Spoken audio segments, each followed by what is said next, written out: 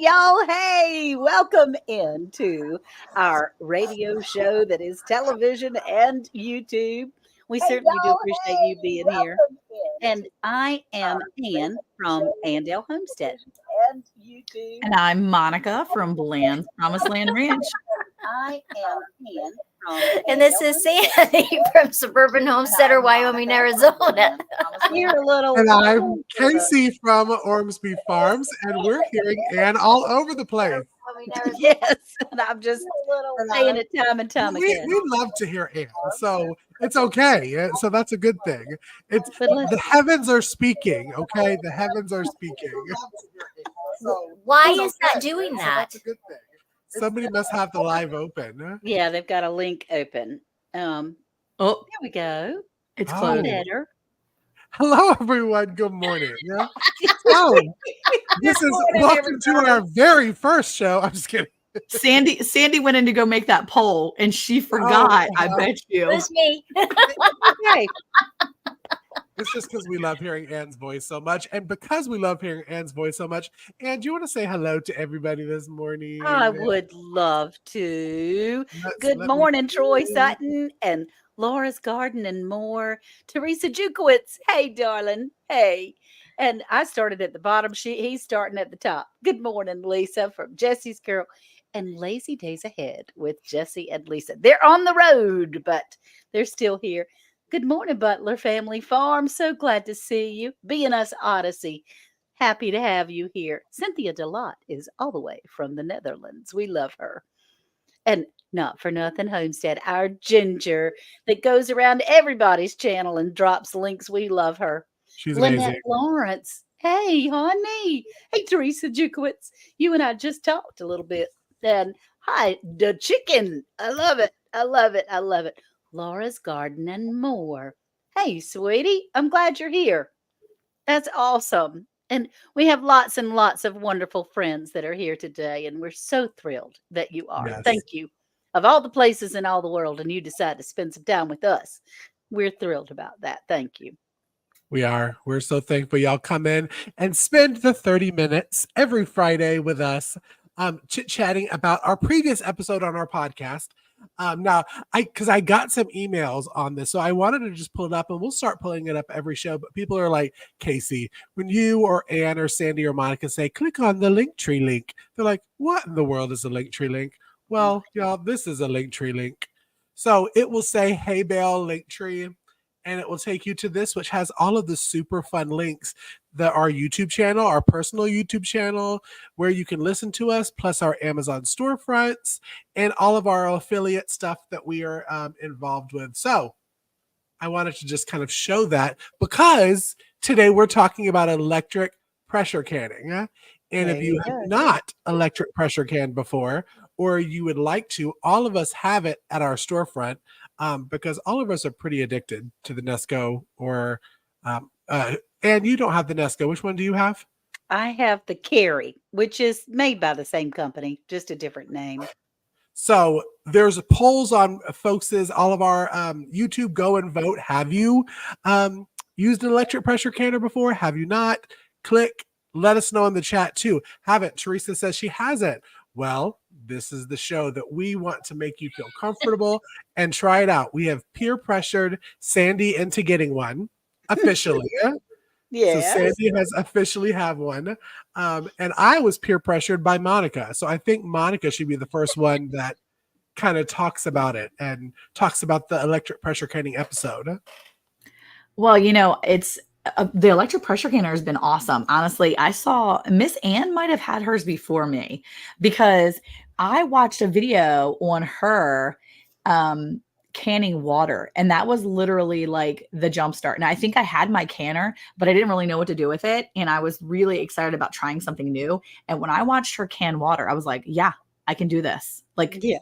I'm going to can water. So I'm pretty sure like Ann and I had ours basically at the same time, and she may have had hers earlier just because I saw that and I was like, I can do that. Like I got this gift my mom had got for me, and I really wanted to be able to do something with it, but I needed to know how to use it. And watching her do that gave me a boost that I needed to say, okay, I can do this. It's on my counter. It's not going to blow up in my face.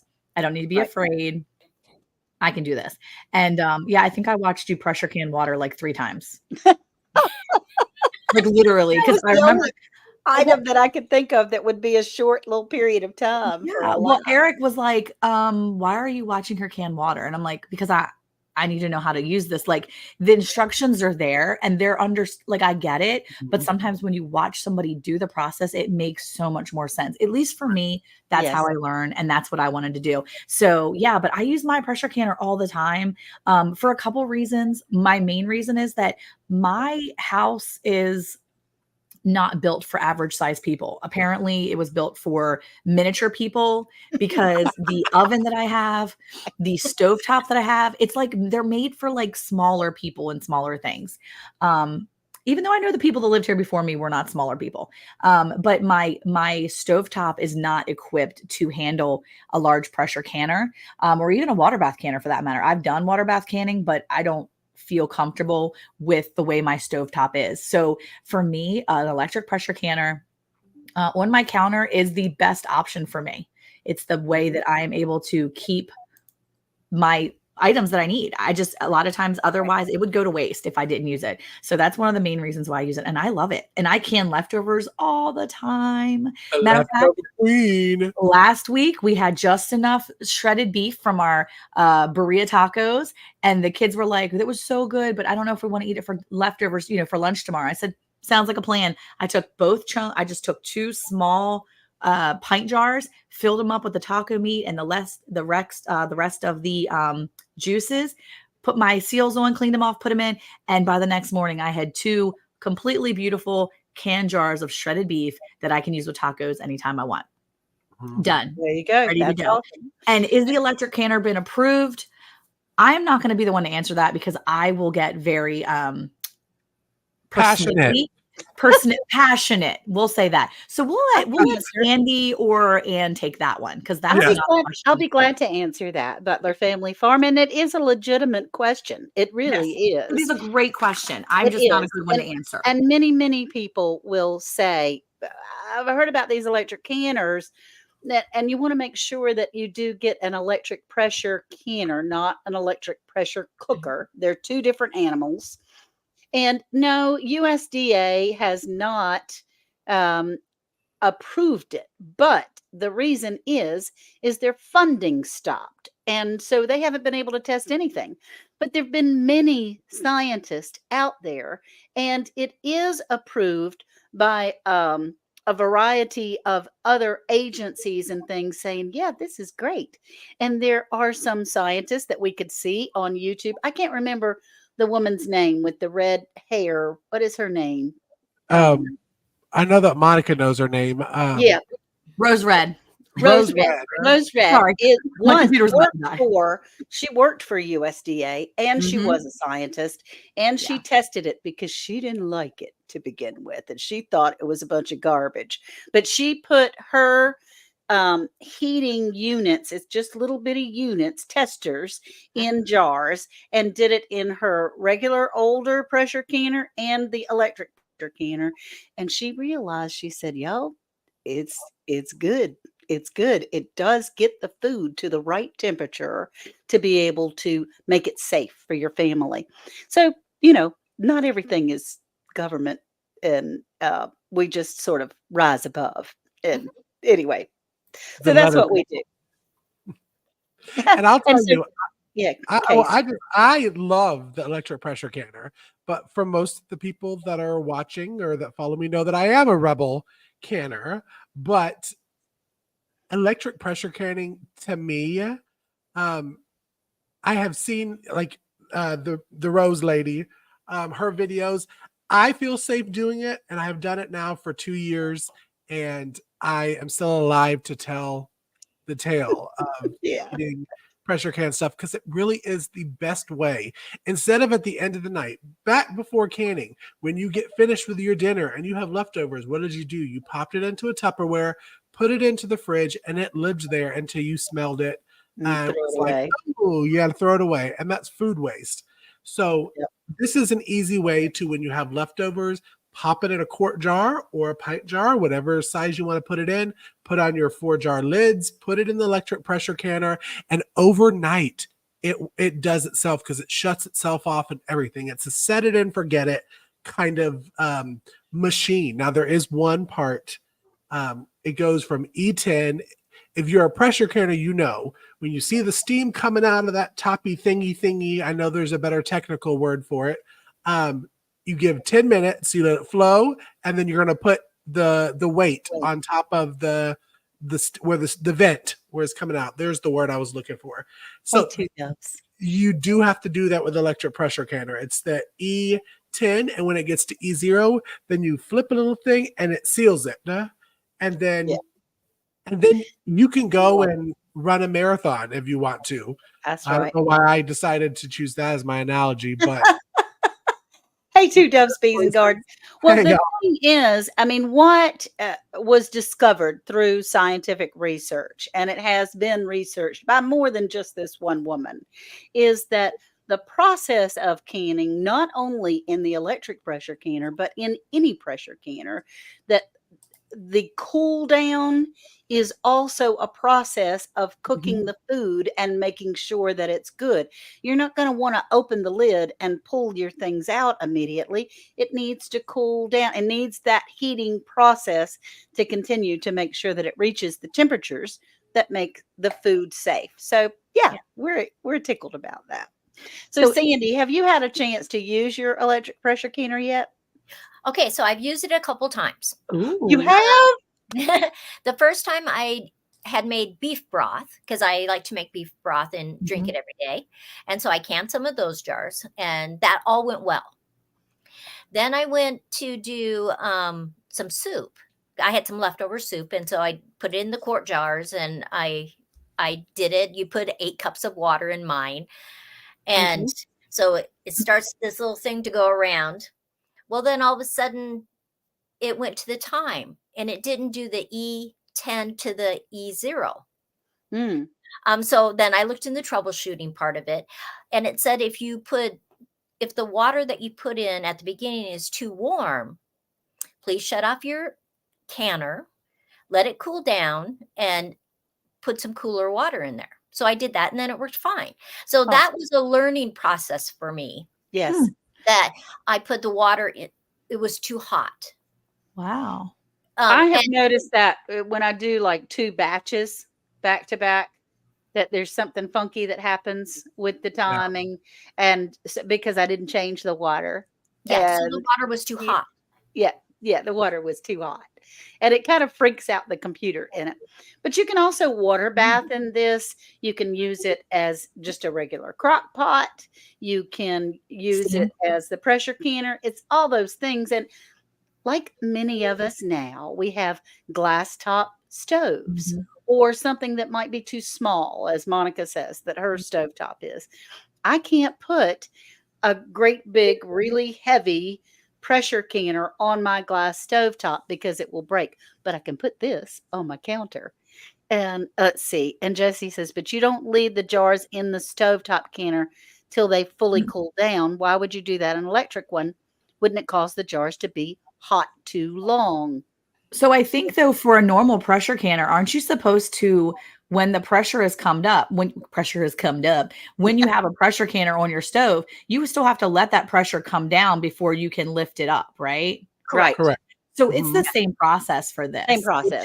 It's just as soon as it cools down, then you can take it out. I think the convenience of it is that you don't have to take it out right away. I imagine you could probably leave your jars in that pressure canner that's on your stove that's same as this. You could probably just leave them in there until you're ready to get back to it as well. I don't think you have to run as soon as that seal, as soon as it's pressurized. I imagine you wouldn't have to run right over and grab them out of there as well. I think there's also a certain amount of cool down you need to let it have so that when you bring it out of the canner and into the air, you want to make sure that there's not too much of a difference. Not too much of a difference, right? Because the jars. So I mean, there's really no difference. I mean, you can do that in an electric one or a stovetop. Does that make sense? What I'm saying? It does. It does.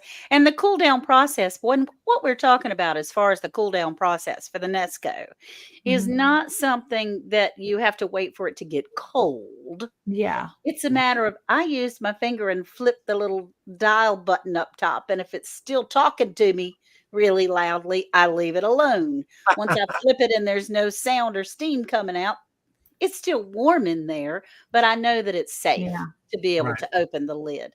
So, what advantages have you found, Casey? Because you're the cannon king, and you canned a lot before this electric pressure canner. But what are the advantages that you have found from using one of these? I think the convenience to do multiple things, because I think us as homesteaders, we usually have like 90 things going on at the same time. And especially during the height of garden season, you are gardening, you are probably harvesting. Most of the time you'll have chickens or animals that need to be taken care of.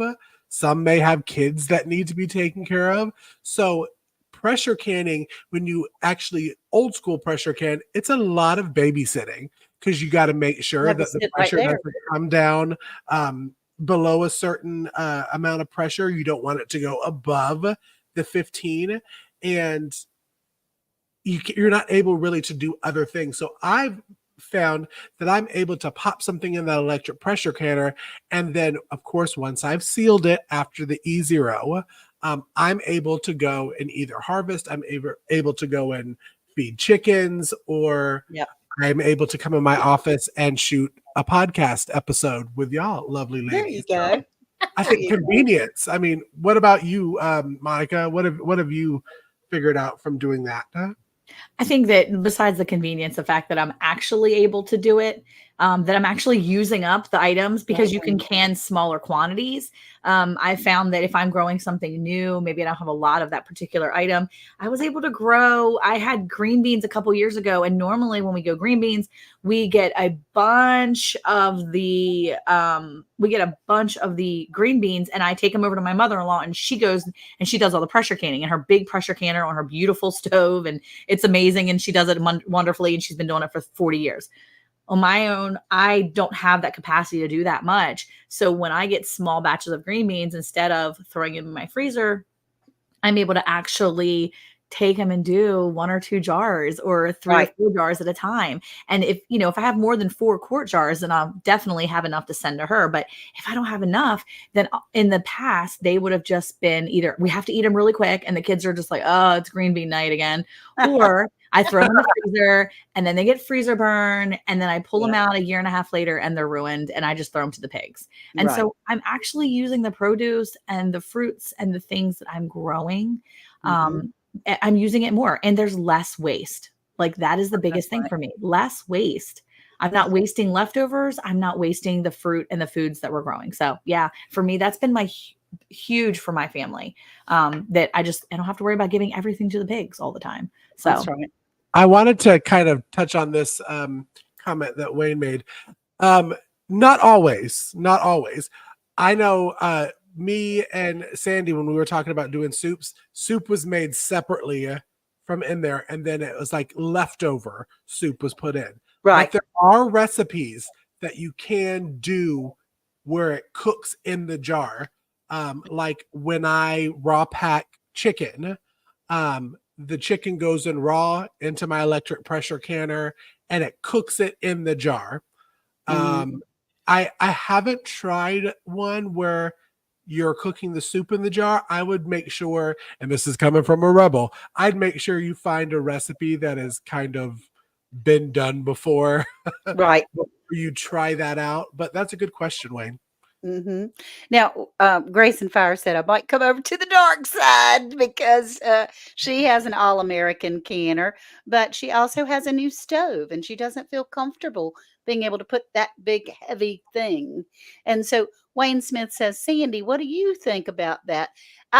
Honestly, with the electric pressure canner, I have not used it as a crock pot. Um, but it is the capability is there. And so I'm not sure about, you understood Casey better what he was asking as far as the soup in a jar. So Sandy, what do you think as far as your advantages? It's new, fairly new to you. Have you had some fun with it? Well, uh, yes, it's a new thing, so it's always fun.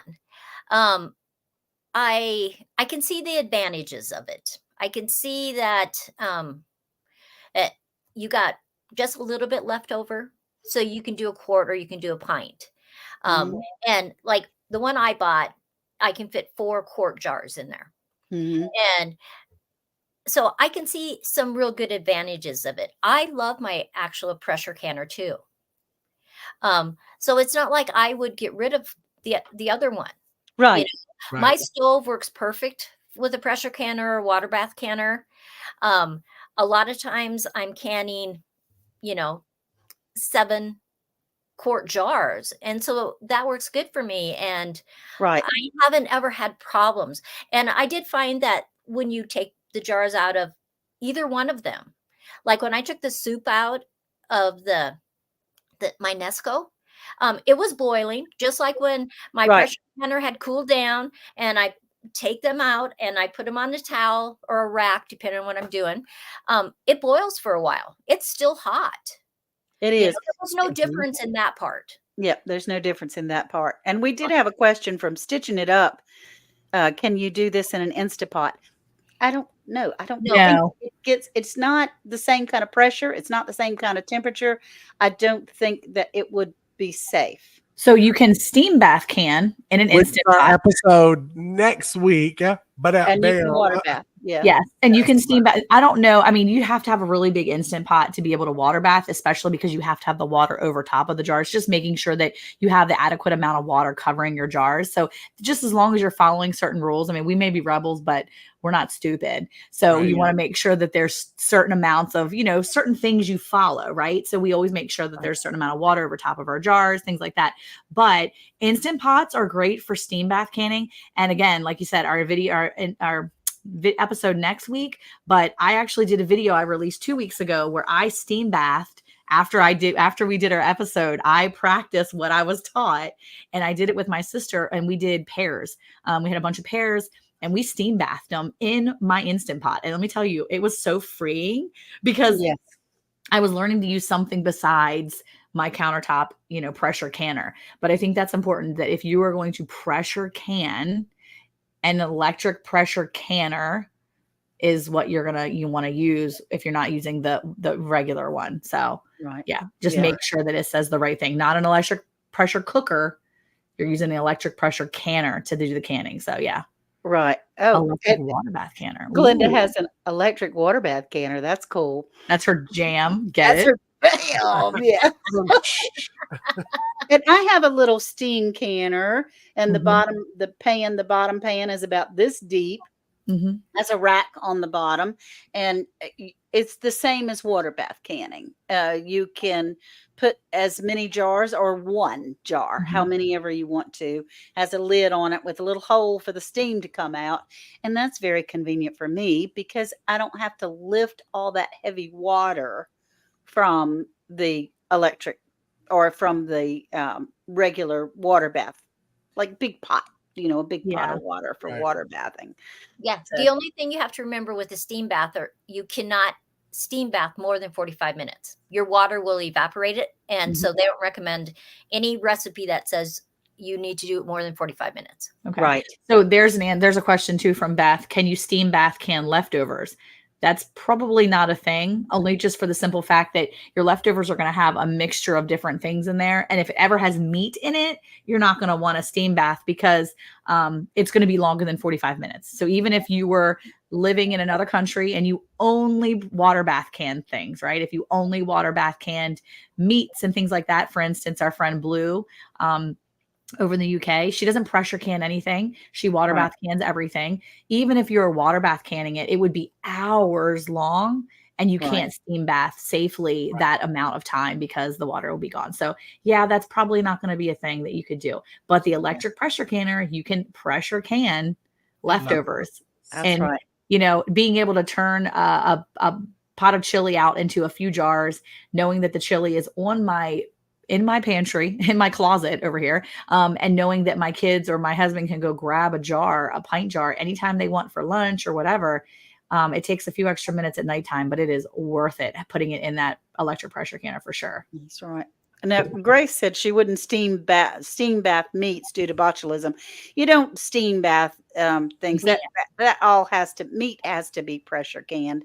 Yeah. Well, Or water bath for let's hours, say, like yeah, 6 or hours, 4 hours, right. whatever it calls for. That's Steam right. bath is really for what I've learned is for salsas and jams and jellies that are like 10 minutes in the water bath.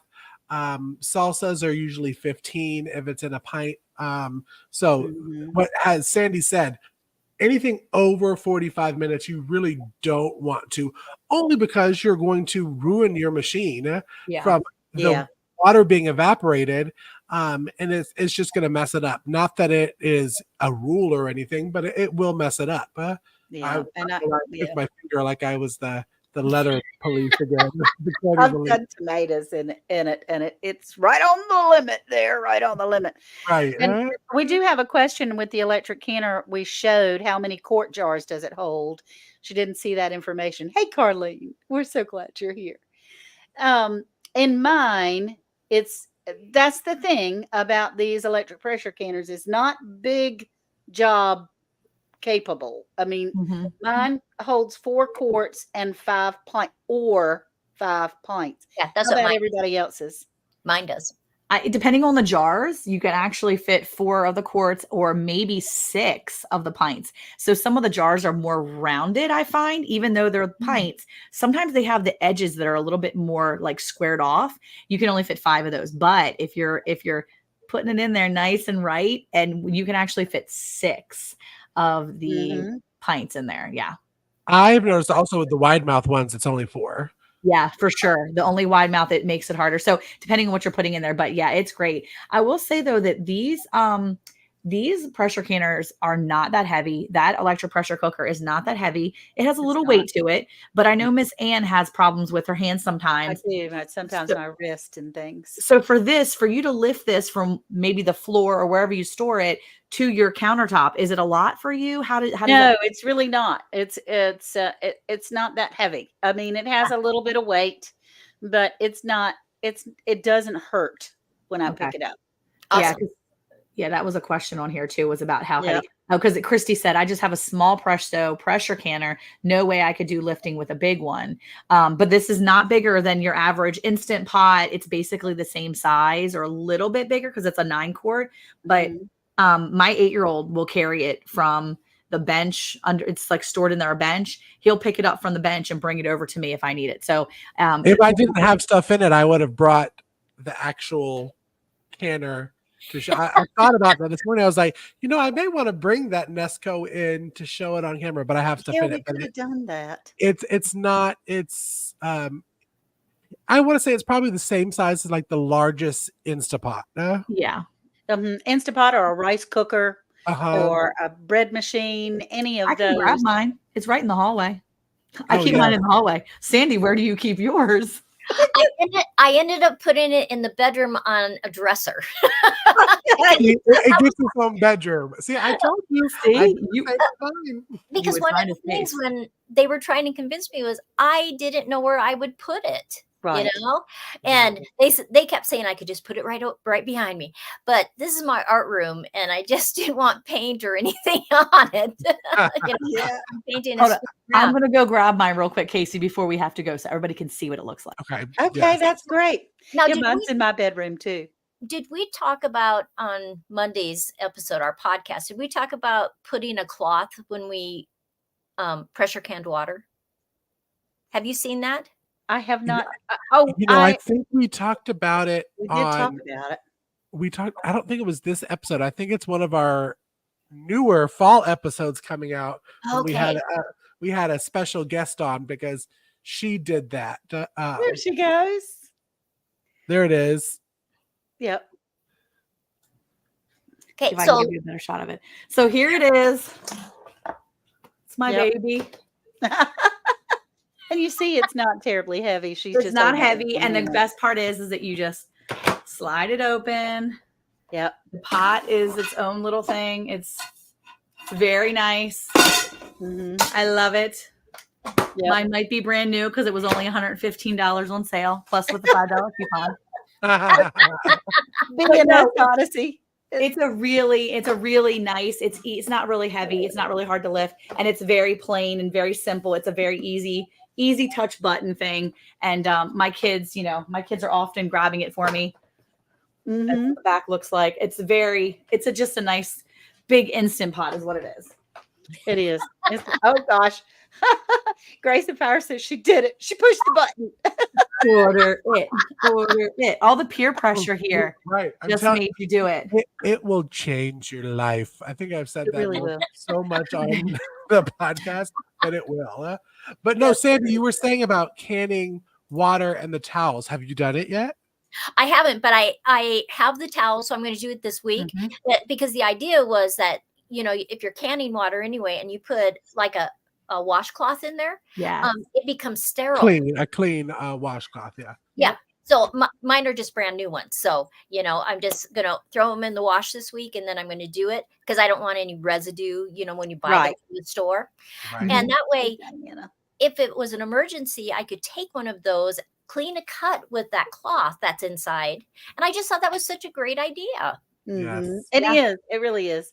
Now, I mean, I don't go around canning water all the time, y'all. That was really for a demonstration. But there are people that say if you have an empty jar, it's a wasteful space. And that if you have an empty jar, you could at least have canned water so that that it's good and that you'll always have some clean and sterile water. But I love the washcloth idea. I think that's great. Sandy. That's a fantastic idea. Yeah. I know that I had learned that from Lady Boots, Casey, Lady Boots over at Boots and Bounty Homestead. When I first started pressure canning, I was like, oh my goodness, I only have 5 or I couldn't even remember how many it was. She said, boy, if you don't throw a quart of water in that pressure canner and keep it moving. So like canning water. Oh, I mean, it's kind of like when you buy the jugs at the store. It's not really the same thing. So don't come for me in the chat, but roughly the same thing. But you're taking up the space and it's just you're filling that space. I mean, I prefer to fill my empty jars with like cookies and crackers and pretzels. But again, I just vacuum seal them puppies. I was going to say she doesn't can her cookies. She doesn't can the cookies. I just vacuum seal those, but they're holding a space for me when I need that. And when I need that jar, you better believe I'm gonna crack it open and just eat all those cookies up real fast. Yeah, that's right. And Christy, it is so convenient. Worth and I used to cook. Our house was the hangout house, and we had kids over all the time. It wasn't just our 2, it was 10. And so I'm used to cooking, as is Worth, used to cooking for large crowds, and it's just the 2 of us. So I have a great big pot of soup or a great big pot of spaghetti sauce or great big heapings of taco meat and things like that. And when you have those leftovers, you pop them in a jar and you get your electric canner going. And once it's set, as far as for the timer, the actual timer going on, then you can just sit down and relax. And that has been a lifesaver for us. Yeah. Oh, yeah. I mean, on busy nights, you're able to pop it open and not really do much cooking. Now, you do need to bring that soup back up to a boil. I mean, we talked about that on our episodes with people being nervous and scared about botulism. Right. If you eat cold soup out of the jar, no judgment here. This is a judgment-free zone-ish. But yeah, you'd want to bring it. It's really good to have for really busy nights that, you just didn't think of a dinner and you're like, okay, I'm going to grab that jar of chili. And I think Christy also said it's very expensive in the stores. I remember when it was like 10 for 10 for getting the soup, and now they're like near $4. So yeah, it's nuts. 9 Acre Family Farm says we received a bunch of coffee beans and ground them and put them in jars to keep them fresh for long term. It frees up the freezer space, which is awesome. Well, I think that's amazing. And that's something we've done here. There's been long summer nights, spring nights, especially when we're out there dealing with cattle, we're dealing with hay, whatever it is seasonally. We have some nights and some months, they're going to be very long evenings. And it's really nice to be able to tell a teenager, hey, go grab a jar of meatballs in there, crack the seal, go ahead and put it in the pot, warm it up, and let's have meatball subs. Or make some rice in the rice cooker, heat the meatballs up on the stove, and let's have dinner. They can make a dinner and have it ready, and these kids are learning how to be self-sufficient as well as helping the family out, but they're learning how to cook for themselves. I mean, I've got Right. 3 adult children, and 2 of them are boys, and both of them, one of them is a husband who very easily cooks for his wife all the time without any trouble, and it's nice to know that my kids are adults that are capable of handling themselves in the real world. And I Right. feel like if that's what we're trying to do as parents and as other adults is grow up mature adults, Right. and children who know how to take care of themselves, then starting when they're young, when they're 12, 13, 14, 15 years old, letting them letting them take the leftovers that you've already carefully prepared and stored for them and Right. simply heating them up.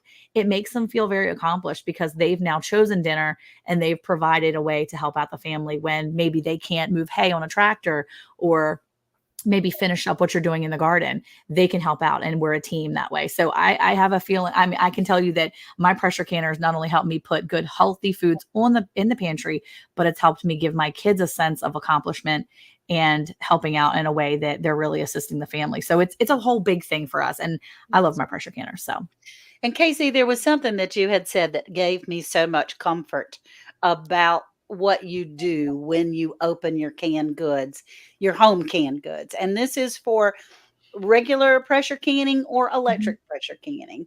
And you were talking about what as far as He- heating it. Bringing it back up to a boil. I watched a YouTube video from Ruth Zimmerman, Mhm. homesteading with the Zimmermans. I never could get her channel right when we were shooting the podcast, but Love her. homesteading with the Zimmermans, and she put it so plainly. Okay, listen, y'all, botulism is a thing. Rebel canning, we're not saying that it's not a thing. It is a thing, but there are ways that you are able to kill the spores that are on the food if there are botulism spores on there. They Mhm. can't live in freezing temperature and they can't live in boiling. So if you have anything that you pressure can, that's going to be your low acid foods, that's going to be leftovers, that's going to be meats. 99% of the time, you're going to reheat that food back up anyways. So bring it up to a boil, let it sit at that boil for a minute, and then you can have homemade food that you have canned and didn't have to stuff or buy an extra freezer. Buy an extra Mhm. freezer because all of your freezers are full. Yes. It's a great way. So bringing like carrots. I mean, I Mhm. don't think most people are going to be eating cold carrots, cooked carrots out of the jar. Bring that kind of back up to a boil or Yeah. cooked hot temperature. Same thing with soups. You don't want to eat cold soup. Again, no judgment if you do. But That's if you bring it back up to a boil like soup is supposed to be, the botulism spores are not going to be able to survive in that Yeah. temperature. and So that made me feel so comforted to have Mhm. just that mhm. particular information. Now, 9 Acre Family Farm says ugly chicken, ugly pork, ground burger, venison canned is such a time saver. And it And absolutely is. it is, but it is really nasty looking. You are It so is. right. Like you have to remind yourself as you're canning it and pulling it, this is home raised. This is home raised. This is Right. home raised. Yeah. I Because told it's someone the not other good. week. Yeah, I told someone the other week, I was like, "Hey, I'll bring you." She's like, "You raised rabbit?" I'm like, "Oh yeah." She's like, "Is it good?" I'm like, "I wouldn't keep raising it if it wasn't good, if we didn't like it." But I said, "Yeah." I said, "I can bring you a jar if you want." She's like, "In a jar, rabbit?" And I said, "Yeah, I pressure can it and I have it ready for when I just want to make shredded tacos or shredded, pot pies or whatever. Whatever you're going to use shredded chicken in, you can just use shredded rabbit." And her Mhm. mind was blown. I was like, "I'll bring you a can next week." And I was like, "But just keep in mind, it's not pretty. You're It's right. ugly. It's nasty looking. Just Yeah. plop it open into a bowl and just shake it out. Once it's in the bowl, it looks fine, but That's right. it looks bad in the jar. Like, it looks ugly, and you're gonna be like, "Ew, what is that?" But Well, Sandy, haven't you found that, Sandy, in any kind of food preservation that some of it comes out not pretty? It tastes good, but it's not pretty. Well, I think we just have this envision of what it looks like when you fry chicken or something. Mhm. And it's just not the same. And so you just have to go, okay, this is what it looks like when it's canned. This is what it looks like when I cook it in the oven. The taste is still the same. Mhm. Um, I think it's just something we have to, as Shut up. consumers, It's a learning process. Right. That's right. That's right. So, Yep. well, thank you Really. all so much for coming in today. It's been a wonderful time of being able to have great conversation. Mhm. Jennifer Ocean says she doesn't play when it comes to canning. I can stuff, and they say that you can't, but I know you can, like milk and butter. But I won't can pumpkin puree because it's Right. not safe. It's so thick. So I can pumpkin cubes. Right. Boom. There are more ways to do that. Yep. And so be sure, please, and check out our podcast that comes out every Monday. What time does it come out? 9 a.m. Central. 9 a.m. Central Time, 10 o'clock Eastern Time, on all the various podcast channels, Spotify, Apple, all those types of things. But we've started something new on YouTube. You can come over and on our podcast, you can see our faces and make comments and join in, and we're all tickled to death. Now we have to have makeup on and brush our hair and button our shirts a little bit more often than we used to, but we certainly do appreciate all of you for being here on our Hey Y'all Hey Round the Hay Bale. So bye y'all. Bye. Bye, everyone.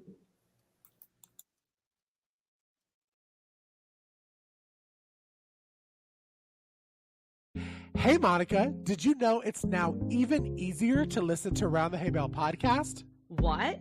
Really? How easy? That's right. All you have to do is say, Alexa, play Round the Hay Bale podcast. Playing Round the Hay Bale podcast on Apple Music. Ooh, we're really fancy now. Tune in to Round the Hay Bale every Monday at 9 a.m. Central Time.